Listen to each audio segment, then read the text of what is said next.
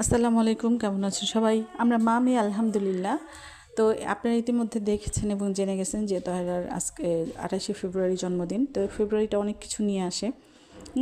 হাগ day, chocolate day, Valentine day, তারপর ঋতুরাজ বসন্ত, এবার তো রোজাই নিয়ে আসছে।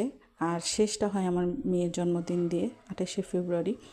তো তার বাবা তাকে এই মাসে জন্মদিন উপলক্ষে সাইকেল কিনে দিছে। ইভেন সে পুতুলের আবদার করছিল, পুতুল চকলেট এগুলো দিছে। তো পুতুল চকলেটের জন্য সুন্দরবন গেছিলাম ইফতারের আগে আগে দিয়ে, কিন্তু বন্ধ ছিল। ওই যে অল্প একটু শাটার খুলে ম্যানেজার দাঁড়ায় ছিল।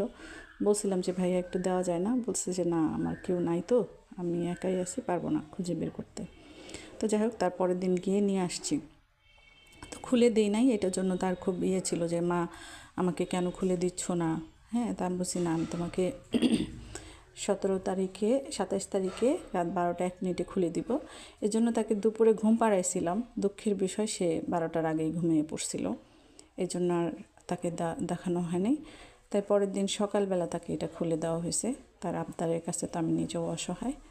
তো যাই হোক, আমার মেয়ের জন্য সবাই দোয়া করবেন, নেক হায়াত যেন আল্লাহ তাকে দেয়। আসসালামু আলাইকুম।